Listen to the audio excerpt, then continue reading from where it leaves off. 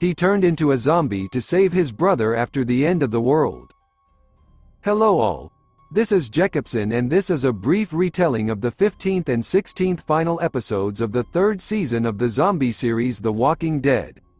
You can see the previous episodes at the links in the video description. Thank you so much for participating and for the 1200 subscribers. Hopefully we'll keep it up and by the next video we'll have 1300 subscribers. Once this video gets 100 likes, I will release the next installment. Enjoy watching it. Rick tells Daryl about the governor's offer. Daryl and Herschel try to dissuade Rick from giving up Michonne, but Rick insists it's their best shot at saving lives. Rick then enlists Merle's help. Merle warns that the governor won't kill Michonne, just torture her. Merle advises Rick to use wire to bind her so she'll be unable to chew through it. Daryl, Glenn, Michonne, and Beth work together to lay spike strips at the prison gate and prepare for the impending attack. Walkers are killed at the fence. After they drive back up to the cell block, Michonne tells Rick of the plan, which she has conceived. In the cell block, Carol asks Merle if he's on their team. Merle responds by saying he's only here for his brother, to which Carol responds that Daryl is with them. Daryl tells Glenn that Merle will find a way to make up for his cruelty at Woodbury, but asks for some forgiveness. Glenn points out that Merle was responsible for the governor's assault on Maggie, and he can't forgive him for hurting the woman he loves, indirectly or not. Daryl then finds Merle in the generator room, who's there with the pretense of finding hidden drugs. Merle reflects on how the group despises him, but points out that Rick is no better for agreeing to the governor's deal. After Daryl leaves, Merle takes the telephone and adds it to a stash of weapons that he's building. While Herschel, Maggie, and Beth pray inside, Rick finds a cable outside to bind Michonne. Lori appears on the catwalk. Rick loudly says she isn't real, but when he looks up, Lori is still there. He throws the cable away and leaves. Rick enters the cell block where they are praying, and pulls Herschel aside. He declares that the deal is off.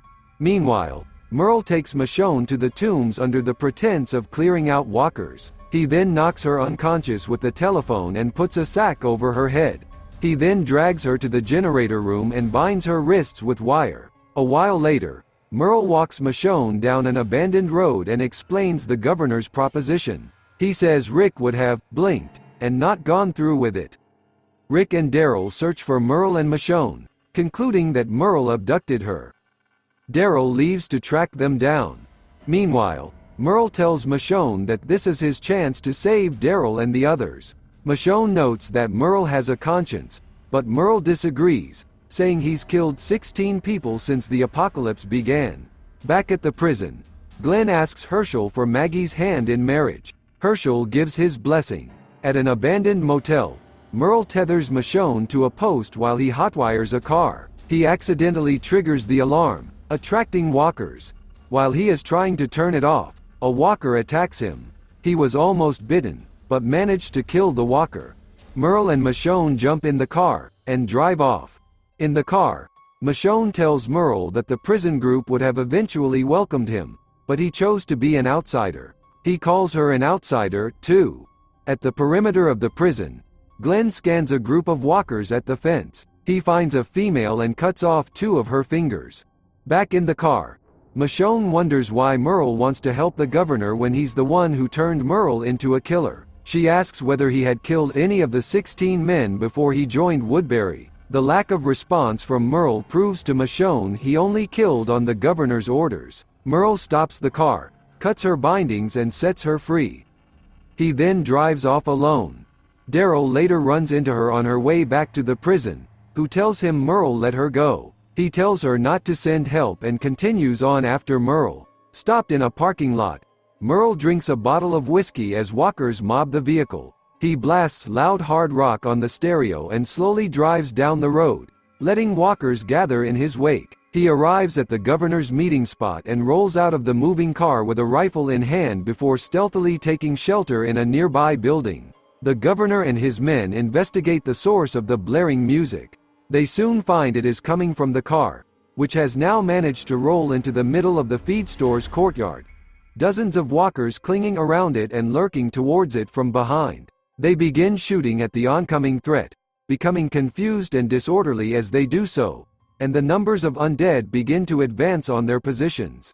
Amid the gun blasts, Merle finds a decent sniper's position in the shadows and quickly and unpredictably opens fire on the governor's men while they are forced to waste their valuable ammunition and attention on the advancing hordes, leaving them downed and helpless against the approaching walkers. After losing at least 7 of his men, including the mean guard, who is excruciatingly devoured by walkers, the governor steps outside, gun in hand, to angrily deal with the infestation himself. Merle aims at the now vulnerable governor, but when Alan's son, Ben, gets in the way at the last second while providing covering fire, Merle accidentally shoots and kills Ben instead. The remaining gunners gradually begin to catch on to Merle's plan, and Martinez orders them to check over by the entrance to the building Merle is shooting from. A walker attacks Merle from behind, who he stabs and tackles to the ground, and they tumble outside where he's discovered.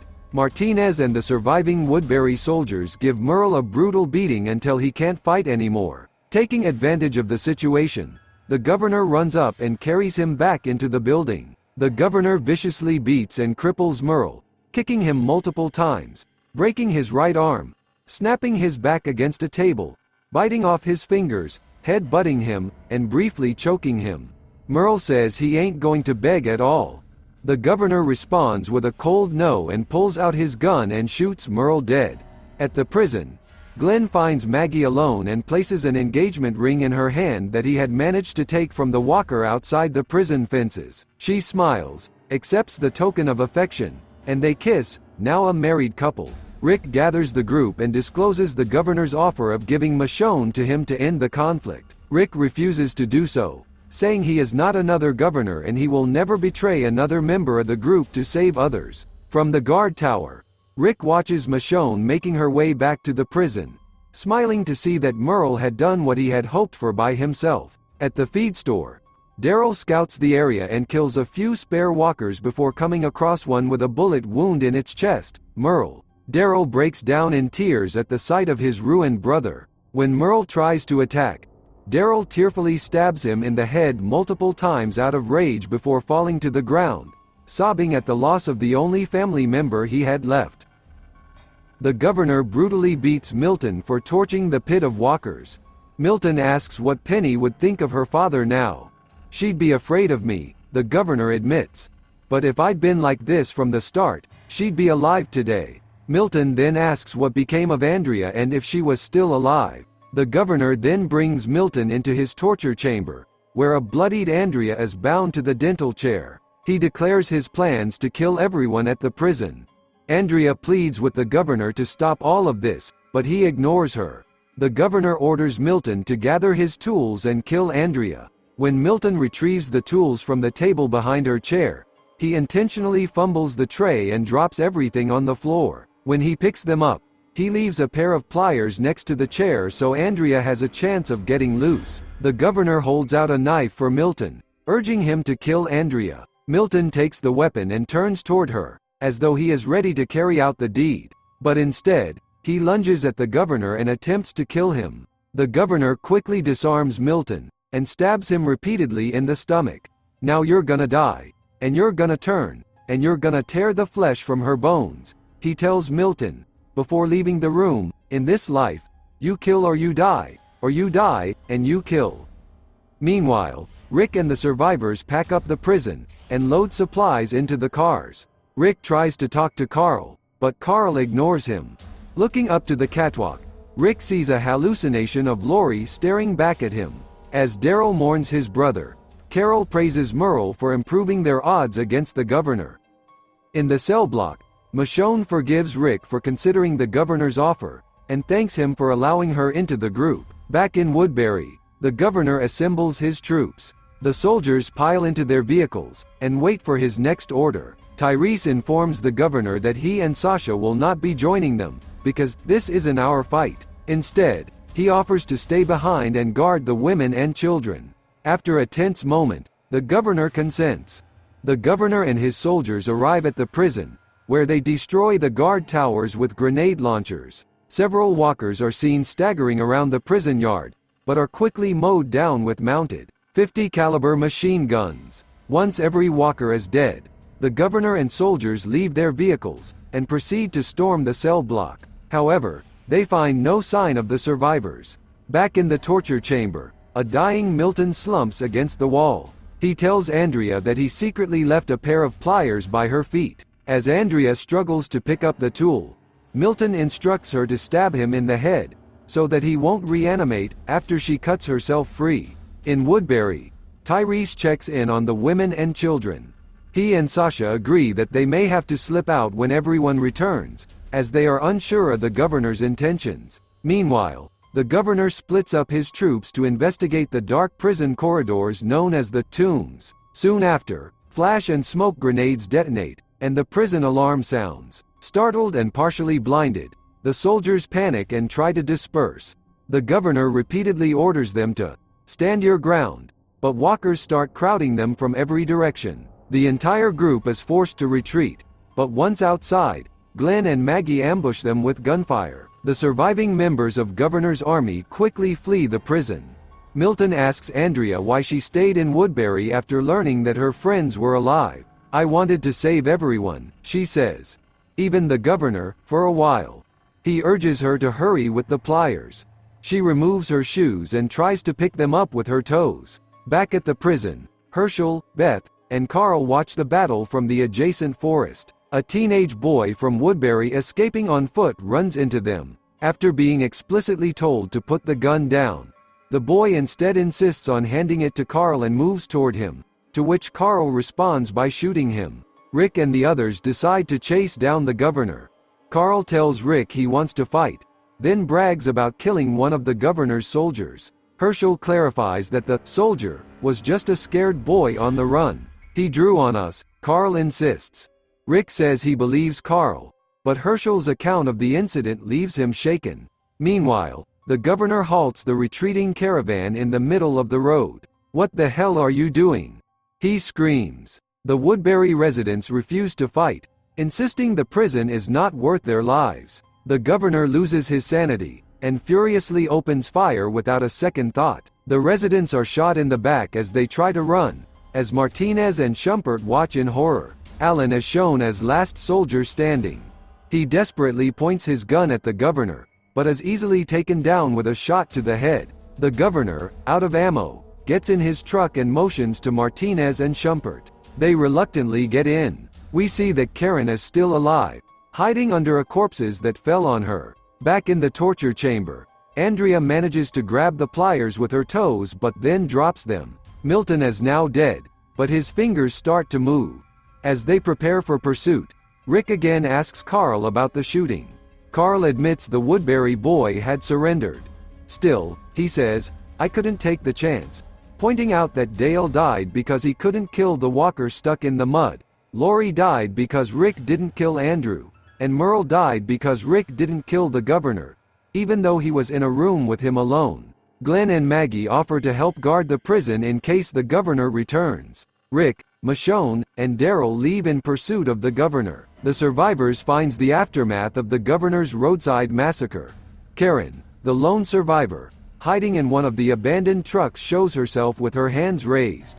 Meanwhile, Milton slowly rises as a reanimated walker. He shuffles toward Andrea, who manages to cut through her bonds with the pliers just as Milton reaches her. Their screams echo through the hall, and a gunshot rings out. Tyrese and Sasha are standing guard at Woodbury's gate when the survivors arrives with Karen. They get into a little gunfight until Karen explains to Tyrese how the governor killed everyone. She tells Tyrese to stand down. Rick mentions that Andrea never made it to the prison, and suggests she could still be in Woodbury. They head to the interrogation room and notice a pool of blood under the door. Inside, Milton lies dead and Andrea huddles against the wall. Michonne rushes to her aid, with Rick behind her. Andrea tells Rick how she had tried to stop them. "You're burning up," Michonne says to Andrea, who exhales and pulls her coat away from her collarbone to reveal a bite wound from Milton. Michonne cries as Andrea apologizes for her actions and insists on shooting herself. "I know how the safety works," she says as she asks for Rick's gun, musing at the first survival tip he gave to her in Guts. Rick lets her know that she is one of them, and Daryl states that he now too feels the same way she did about needing people to survive in the world. Michonne stays with Andrea while the group waits outside. A gunshot sounds. Afterward, the survivors returns to the prison with a school bus filled with Woodbury survivors, as well as Andrea's body in the back of a truck. Tyrese leads the survivors into the prison, where they are welcomed by Herschel and Beth at the entrance. Carl confronts his father about what this is. They're gonna join us, Rick tells Carl, who walks away angrily at his decision. Rick looks up at the catwalk. Lori is nowhere to be seen, and Rick knows that he has made the right choice. End of Season 3. As soon as this video gets 100 likes and 20 comments, I'm releasing the sequel.